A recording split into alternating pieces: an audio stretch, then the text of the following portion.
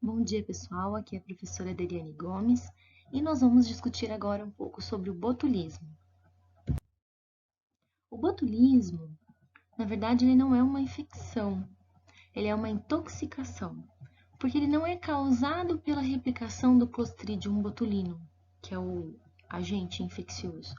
Na verdade, ele é causado pela toxina produzida pelo Clostridium botulinum, né? Então, na grande maioria das vezes, quando o indivíduo é acometido por botulismo, o Clostridium mesmo já não está mais no produto que foi ingerido, e sim a toxina que foi deixada por ele.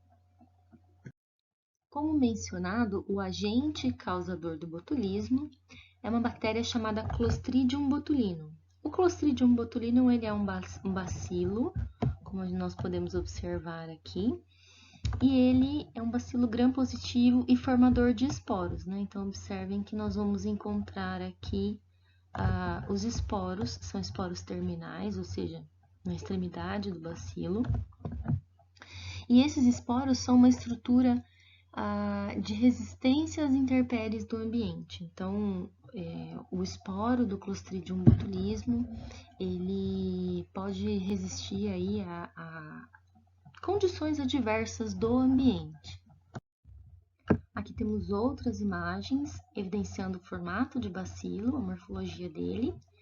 E na imagem ao lado nós temos bacilos já com os esporos. E observem que quando o esporo está formado, esse bacilo ele adquire aí uma característica na qual ele fica semelhante a um palito de fósforo. E esse processo pode ser revertido? Sim, esse processo pode ser revertido. Então, é por isso que os esporos conseguem se reativar. O processo de reativação ele é dividido em 3 fases. A primeira, chamada de ativação, que é uma fase reversível, no qual o esporo se reidrata parcialmente para verificar se as condições ambientais de fato estão propícias para o seu crescimento. Em seguida, a gente tem a germinação. Então, durante a germinação, a célula como um todo se reidrata e ela inicia as atividades metabólicas dela. E, por fim, existe a fase de crescimento, em que é a fase que a bactéria se reproduz propriamente dita. Epidemiologicamente, quando que ocorre o botulismo? Então, vamos imaginar um rebanho. Imaginem que esse rebanho sofreu uma deficiência alimentar e eles estão, por exemplo, com deficiência de fósforo. Esses animais que estão com deficiência de fósforo, eles desenvolvem uma alteração de comportamento alimentar chamada de parorexia. O que é a parorexia? Eles passam a ingerir coisas que não fazem parte da dieta normal deles. Bovinos pastejam, são herbívoros, eles comem vegetais. E, por exemplo, ele vai buscar fontes fora, né, desses vegetais para tentar suprir essa deficiência de fósforo. Como, por exemplo, ossos, cadáveres, coisas que não fazem parte da dieta desses bovinos. Vejam bem, nós podemos ingerir esporos de Clostridium e eles vão entrar e vão sair do nosso organismo sem germinar. Porém, em cadáveres, eles encontram condições ideais para ativar, germinar e crescer. E nesse momento, nessa fase de crescimento, é a fase em que eles vão produzir a toxina botulínica.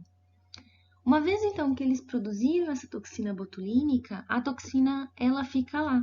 Ela é uma toxina bastante estável e ela fica lá protegida dentro dos ossos, dentro das aponeuroses. Quando mesmo que esse cadáver já tenha iniciado o processo de decomposição.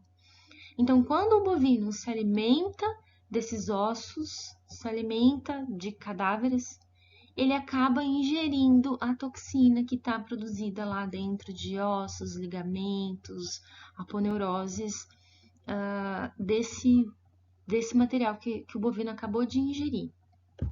Então, vejam bem, né, nós temos aqui um exemplo de um bovino ingerindo ossos. novamente aqui em outros ângulos para provar que isso é verdade, que isso realmente acontece. Então, vocês podem dizer, isso só vai acontecer em bovinos a pasto, então. Bovinos confinados, podemos ficar tranquilos. Na verdade, não. Porque o bovino confinado, ele se alimenta, entre outras coisas, de silagem. E durante o processo de produção da silagem, pode acontecer de algum animal cair nessa silagem, né? Porque a silagem, ela representa o quê? Alimento em abundância para alguns animais. Então, quando esses vegetais estão sendo acondicionados para a produção da silagem, eles podem atrair aves, eles podem atrair roedores, e aí esses animais acabam morrendo compactados junto com o silo, ou pode acontecer ainda de alguma região do processo de ensilagem, pode ser que alguma região não tenha sido adequadamente compactada e ali dispara um processo de putrefação.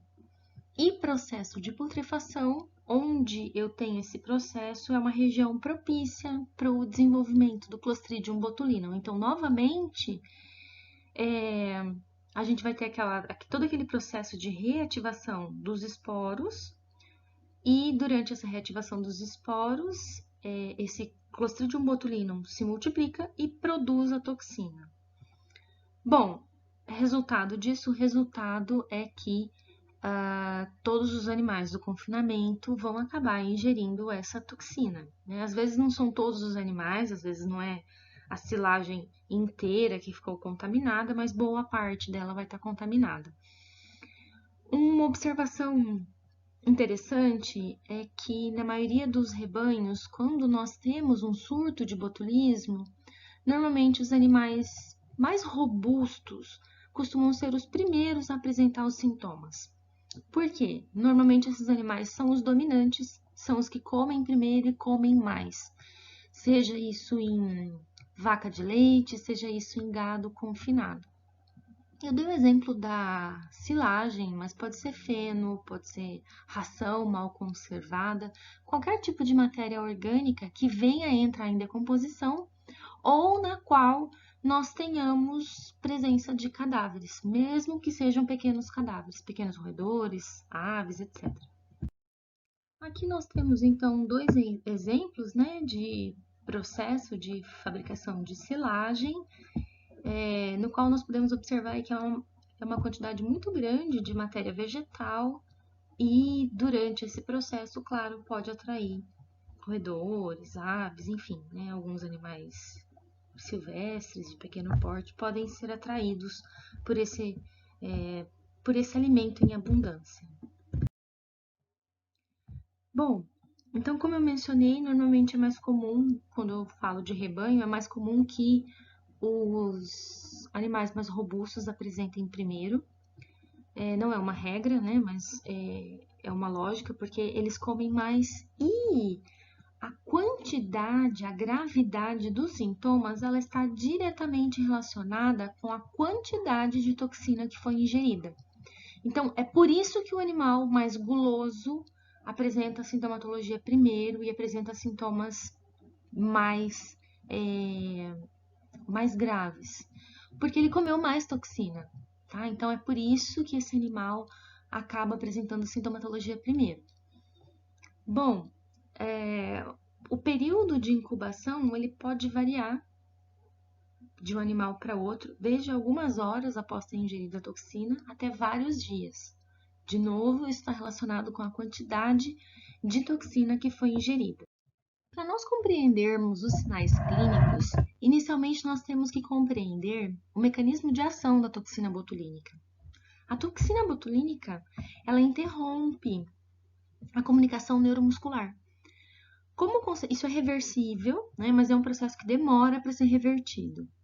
Como ela interrompe essa comunicação neuromuscular, isso vai resultar numa paralisia flácida.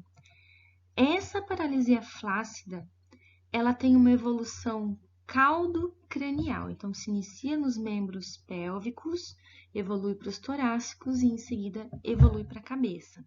É como se a sintomatologia clínica contasse uma historinha, tá? Bom, então, como eu já mencionei, se inicia nos membros pélvicos, né? Uma paralisia aí, inicialmente uma dificuldade de locomoção. O animal pode apresentar aí um andar cambaleante, lento, com dificuldade. Se ele for forçado a se locomover, eventualmente ele pode vir a queda, né? Por conta da dificuldade que ele tem de se locomover. E aí, em seguida, ocorre a evolução para a paralisia mesmo dos membros pélvicos. E nesse momento que ele tem paralisia, o animal ele apresenta uma postura de decúbito externo abdominal, né? Então é como se ele estivesse sentado nesse momento. Claro que existem outras coisas que a gente tem que levar em consideração. A primeira delas é que, como não é uma infecção, é uma intoxicação, então esse animal não apresenta febre, tá? É algo importante que eventualmente pode nos ajudar a diferenciar de outras infecções ou de outras afecções. E além disso, nesse momento, esse animal já começa a apresentar uma certa dificuldade respiratória, não acentuada ainda, mas já começa uma certa dificuldade respiratória. Nessa imagem, nós já conseguimos observar esse animal em decúbito externo abdominal, né? E a flacidez de membros pélvicos que nesse exemplo aqui estão distendidos. Então, novamente, nós observamos aqui o animal em decúbito. Observem que ainda é um decúbito externo abdominal, porque o tórax do animal não está tocando o solo. Bom, e os sinais clínicos continuam evoluindo no sentido caldo-cranial, que eu já mencionei. Então, inicialmente ele estava com paralisia flácida de membros pélvicos, agora essa paralisia flácida vai evoluir para membros torácicos e o tipo de decúbito vai se alterar. Então, agora ele vai apresentar decúbito external, o externo, o tórax do animal vai tocar no solo. Bom, uma vez então que os 4 membros foram acometidos, a doença continua progredindo no sentido cranial e agora os músculos de pescoço e cabeça vão ser afetados. Então esse animal ele não vai conseguir mais manter a cabeça ereta, erguida, né? Ele vai apresentar a cabeça caída, normalmente junto à lateral do corpo, né? Algumas vezes até próxima ao flanco. E aí, em seguida, a paralisia continua progredindo e agora a gente chega num ponto-chave. Se a paralisia afeta os músculos da mastigação, da deglutição, esse animal já começa a apresentar dificuldade de se alimentar sozinho. Então, nesse momento, o animal já começa a apresentar aí o risco de morte. Bom, além de ter dificuldade de se alimentar sozinho, ele pode eventualmente fazer falsa via e acabar aí fazendo com que o alimento chegue até os pulmões e desenvolvendo uma pneumonia ou mesmo correndo o risco de vir a óbito. Então, aqui é um momento muito crucial. Animais que ingerem pequenas quantidades de toxina, mas que ainda conseguem se alimentar, mesmo que estejam em decúbito, mas decúbito external, por exemplo, mas que conseguem se alimentar, eles têm uma maior chance de recuperação. Os animais que não conseguem se alimentar sozinhos, eles vão depender aí da prontificação do proprietário, dos funcionários para alimentá-los. E aí, vejam bem, quando você tem 1 ou 2 animais, é fácil, né? Fácil não é, perdão, mas é mais viável que você consiga tratá-los do que se você tiver um confinamento aí com 5.000 cabeças, né? É inviável fazer o tratamento de todos esses animais. Então, a quantidade de sinais, ela está muito relacionada com a possibilidade ou não de recuperação desses animais. né? Então, enquanto eu tenho um animal apenas com dificuldade de locomoção, perfeito, existem possibilidades desse animal se recuperar. Claro que demora aí um prazo de pelo menos umas 3 semanas, né? Mas existe a possibilidade desse animal se recuperar. Porém, o animal com muitos sintomas, eu já tenho menos chances de recuperação desse animal. Aqui nós observamos, então, um animal com paralisia da musculatura do pescoço e a cabeça está aqui caída junto à lateral do corpo. Nós temos aqui um outro animal com paralisia da língua, né, que é um músculo também, e, consequentemente, esse animal vai apresentar dificuldades para se alimentar, para deglutir.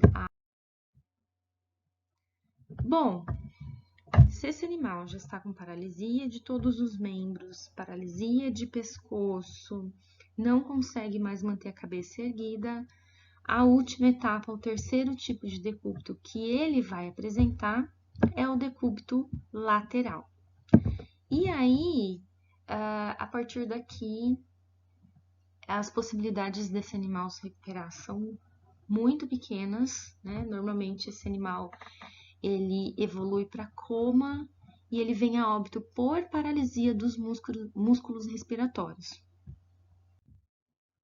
Então, nós observamos aqui 2 animais em decúbito lateral, que é a fase final da sintomatologia por botulismo. O diagnóstico presuntivo, ele é baseado, então, nesses sintomas que nós acabamos de observar. Lembrando que a doença ela pode ser dividida em 2 formas. A forma subaguda, em que os animais sobrevivem aí de 3 a 7 dias, e na forma crônica, que esses animais podem sobreviver de 3 a 4 semanas. Então, nós conseguimos observar a evolução dos sintomas nesses casos mais longos, né? Essa evolução caudocranial dos sintomas. E uma coisa que é interessante observar é o seguinte: esse animal, ele perde os movimentos, mas ele não perde a consciência. Então, a fome se mantém, né? Se esse animal puder ser alimentado por esse período, alguns deles têm chance de recuperação. Bom, para confirmar o diagnóstico, o ideal é que seja detectada a toxina ou no soro desses animais, ou no conteúdo ruminal, ou no fígado, caso seja feita a necrópsia de animais que vierem a óbito, ou ainda na silagem, na água, fonte de água também pode estar contaminada, né? Eventualmente existem carcaças nas fontes de água e por conta disso os animais vieram a apresentar essa intoxicação. Então, a confirmação toxicológica fecha o diagnóstico definitivo para botulismo. Quanto às formas de profilaxia, é fácil. É só nós lembrarmos que existem várias formas diferentes de infecção e atuarmos em cada uma delas. Então, vejam bem, a primeira forma que eu mencionei foi através da parorexia, que surgiu quando esse apetite depravado? Surgiu quando esse animal apresentou uma deficiência nutricional, apresentou uma deficiência de fósforo. Então, se eu suplemento adequadamente os meus rebanhos com uma boa mistura mineral, eu não vou ter problema de deficiência nutricional e, consequentemente, eu não vou ter esses animais desenvolvendo o hábito de ingerir ossos, de ingerir carcaças. Então, esse é meu primeiro passo.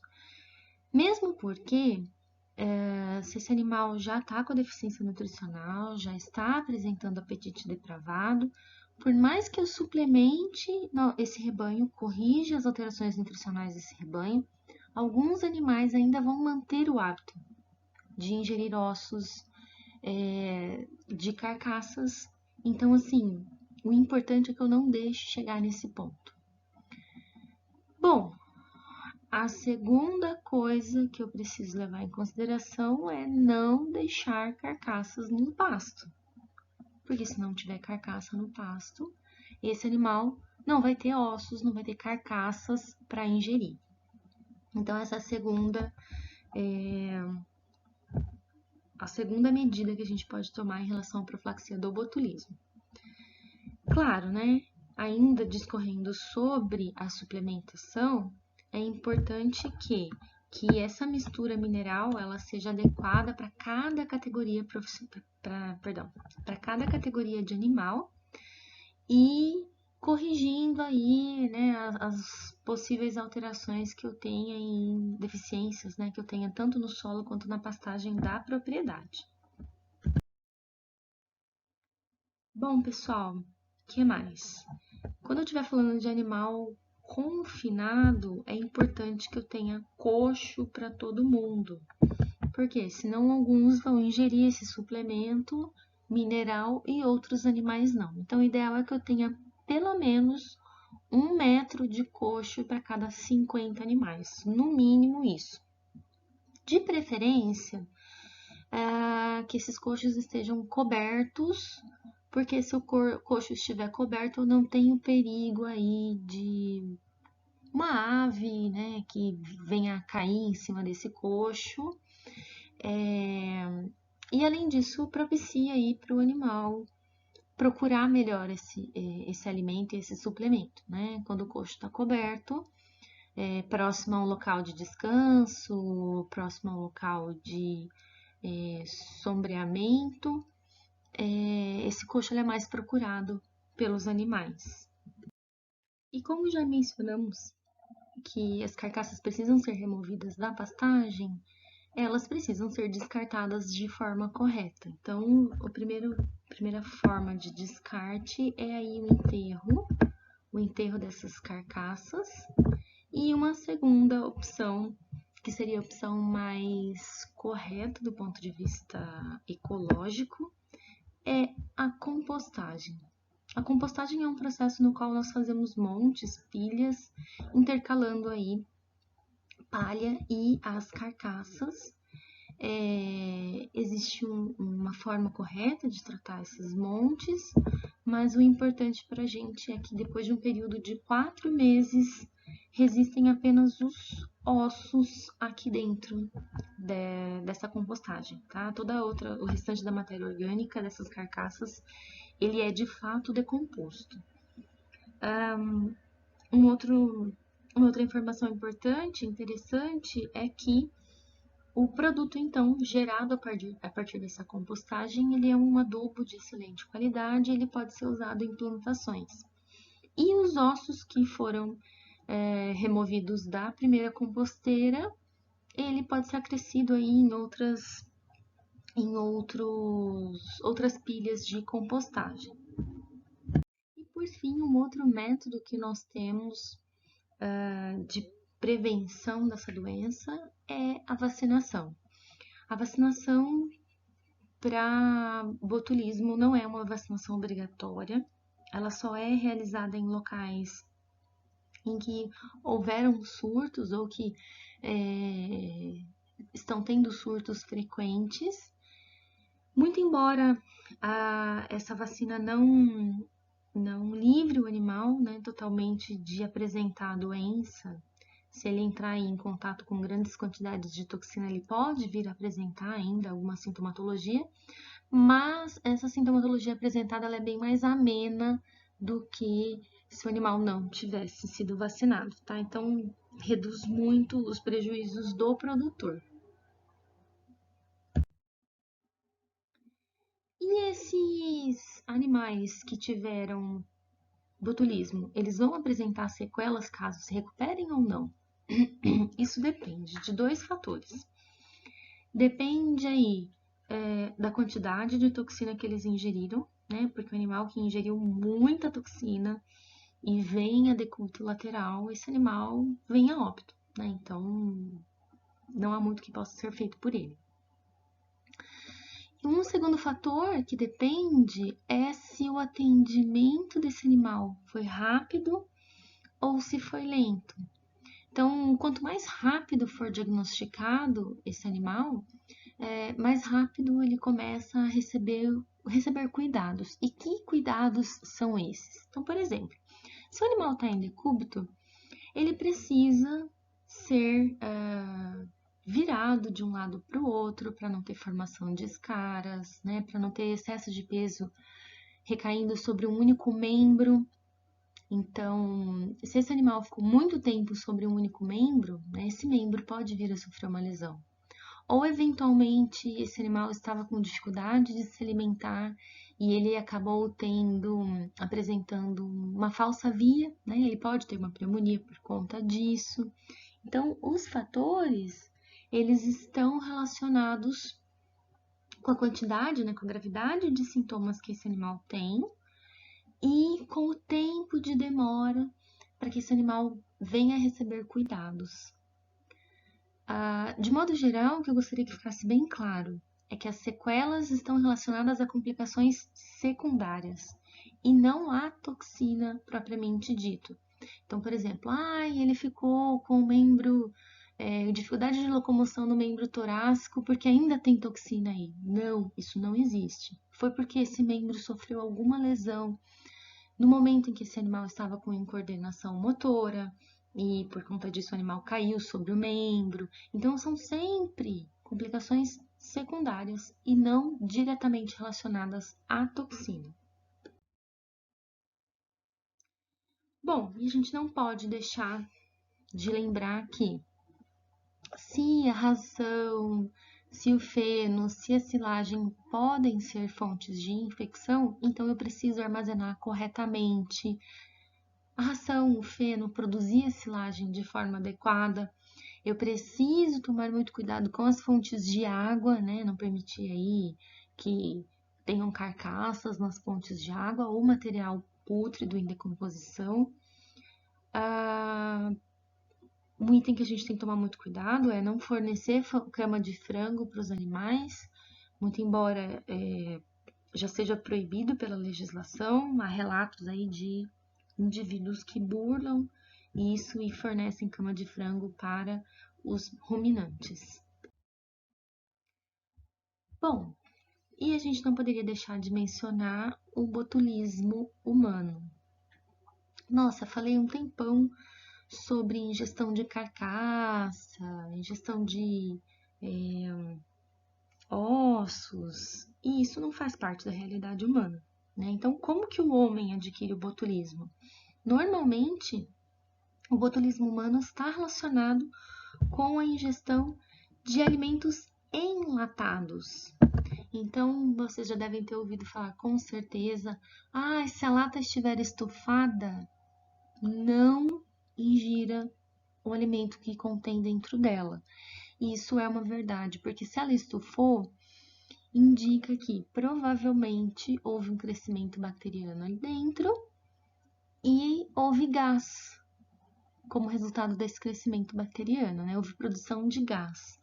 Então, normalmente, o botulismo humano está relacionado aí com ingestão de ou alimentos enlatados ou alimentos que venham a ter sido contaminados com os esporos desse Clostridium e ofereceram condições ideais para esses esporos voltarem à forma vegetativa. Então, vejam, o que mais a gente pode ingerir, né? Conservas caseiras, carnes, né, que tenham sido mal acondicionadas, presunto caseiro, peixe defumado, peixe cru, mel. Mel é uma fonte importantíssima para botulismo infantil, né? Então, é por isso que não é recomendado oferecer mel para bebês com menos de 1 ano, por conta aí do botulismo infantil. Então, como mencionado, né, para o humano a principal fonte de infecção são esses alimentos enlatados mal conservados. Então, não se deve ingerir um alimento cuja lata esteja com prazo de validade vencido, ou mesmo lata que esteja enferrujada, amassada. Por quê? Porque as condições de segurança dessa lata foram violadas, então não deve se consumir. Da mesma forma, tomar cuidado aí com fontes de água, então pessoas que ainda têm hábito de tomar água em riachos, né, ou em em açudes, algo do gênero, tomar muito cuidado, porque são as mesmas fontes de infecção que o animal tem acesso. De modo geral, os sintomas são parecidos com os sintomas que o animal apresenta, porém, aí, algumas pessoas que já passaram por botulismo conseguiram relatar com mais detalhes os sinais clínicos em humanos. Então, vejam bem. Dificuldade para engolir ou para falar, por conta aí da paralisia dos músculos da fala ou dos músculos da deglutição. Os indivíduos que tiveram, eles relatam aí que tiveram boca seca nesse período. Bastante fraqueza, né, dificuldade para a movimentação dos músculos da face. O que acontece? As pálpebras, elas ficam caídas, né, por conta aí da flacidez muscular. E, consequentemente, elas vão atrapalhar a visão. Então, esse indivíduo relata visão turva, visão dupla, muita dificuldade para respirar, alterações do trato gastrointestinal, como náuseas, vômitos, cólicas e, claro, né, o principal sintoma que é a paralisia. No caso do humano, o tratamento é um tratamento longo também. Esses indivíduos eles precisam ser internados, né, hospitalizados, para que eles recebam aí tratamento próprio para cada sintoma que eles estiverem apresentando. Então, para dificuldades respiratórias, eventualmente esse indivíduo pode receber aí uma respiração assistida por meio de equipamento, algo do gênero. Se o indivíduo não consegue se alimentar, ele pode estar recebendo alimentação por via de sonda, né? Uma alimentação parenteral. E aí, cada sintomatologia vai sendo tratado, então, de forma pontual, tá? Esse indivíduo, ele vai receber tratamento com uso de antibiótico, enfim. Normalmente, esse indivíduo precisa ser hospitalizado para até total reversão aí desses sintomas. E por fim, pessoal, o que nós podemos fazer para prevenir? De novo, agir em cada uma das formas de infecção, né? Então, se o indivíduo pode adquirir a doença através da ingestão de enlatados, observar o prazo de validade, observar a embalagem desses enlatados. Uma outra coisa importante é ferver os enlatados antes de utilizá-lo. Então, por exemplo, aquele palmito maravilhoso que todo mundo gosta, ele precisa ser fervido antes de ser consumido, tá? Então, evitar aí fazer o consumo logo após a abertura do frasco de palmito. Eu mencionei palmito, mas azeitona, o milho verde enlatado. Então, todos esses alimentos eles precisam ser fervidos antes de serem ingeridos. Tomar muito cuidado aí na fabricação das conservas caseiras. Então, aquelas compotas, aqueles doces, picles, né? Então, a produção aí dessas conservas caseiras precisa ter uma higiene redobrada para que dentro do frasco não vá junto alguns esporos de Clostridium. Criança, não fornecer mel para criança antes de 1 ano de idade, tá? Então, de modo geral, pessoal, boas práticas aí no preparo dos alimentos são capazes já de evitar a intoxicação humana pela toxina do Clostridium botulinum. Bom, pessoal, por hoje é só. Qualquer dúvida, vocês podem entrar em contato comigo. Até mais!